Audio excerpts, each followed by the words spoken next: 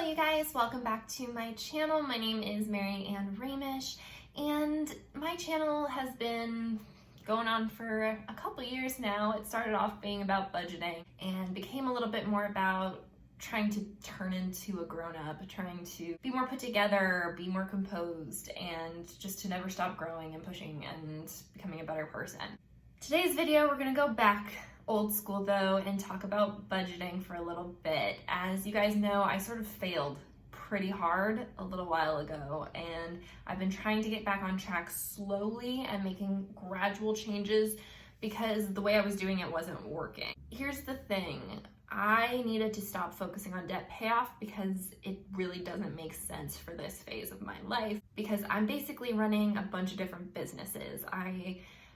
I'm producing a podcast, I am producing this YouTube channel, I am working on scripts and trying to put a business together for producing films, I am nannying, and that's running a business, trust me, juggling that schedule and the different clients. I do ghostwriting, I do all of it, you guys already know. I wanted to check in with you guys and give you an update on where my head is at as far as my budget's concerned. A few months ago, started thinking about budgeting with different goals for each month. Instead of I want to pay off debt, which is this abstract idea, I started focusing on, well, how much do I make each month?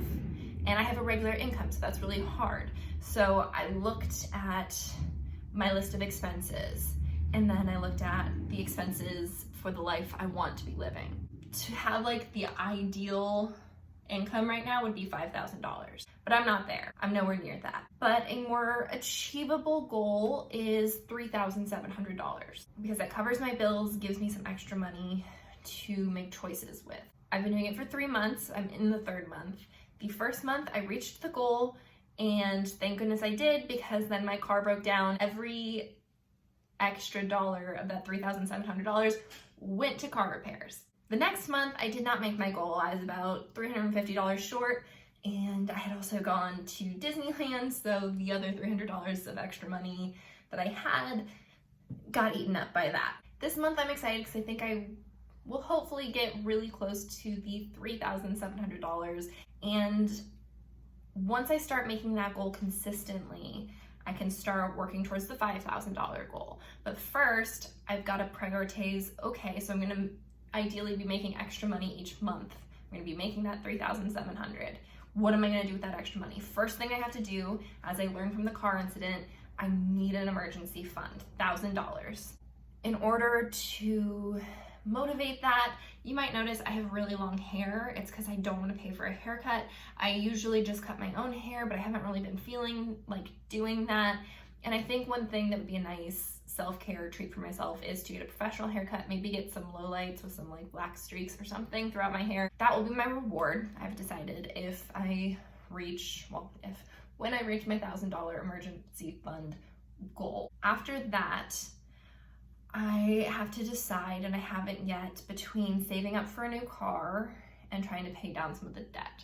Recently, I had hoped that I'd be able to pay off my computer before I got hit with the $500 of accumulated interest, and I wasn't able to because of the car situation, and it was really upsetting. And that's part of like the Disney spending, and all of my rogue spending over the past month has been as a result of being really disappointed about that, because that's an extra $500 of debt now. The thing that I think is, again, more important is I now know I need that emergency fund for emergencies, so when I'm planning to pay off a debt, I don't end up having to accumulate more debt instead. And I need to prepare for my car dying. It's getting old. It's a 2004 Prius, and it's not gonna last forever. It's getting close to 200,000 miles. And my goal, I think, is going to be to save up for a new car. We are currently, me and my boyfriend Lex, a one-car household because we had to. His broke down, it was gonna cost $5,000 to fix, and it's not even worth $1,000 as the car. It was an old beater, and we just junked it, and we wanted to get another car, but we quickly realized we can't afford that. So we have a single car, and it's pretty much just my car. Like, he doesn't even really use it because he's not insured for it.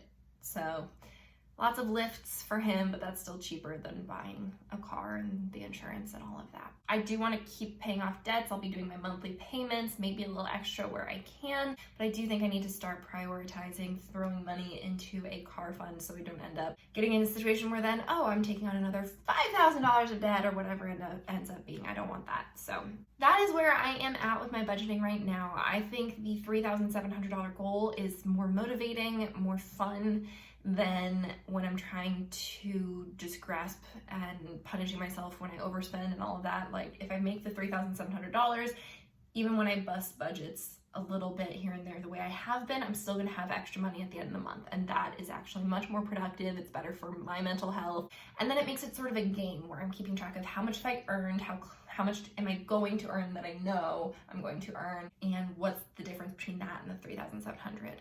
So I know whether or not I want to pick up a nannying day. It's not based on, oh, I think I should because I'm poor and I need money. It's, oh no, yeah, that's perfect. That gets me this much closer to my goal. Or actually, I'm okay.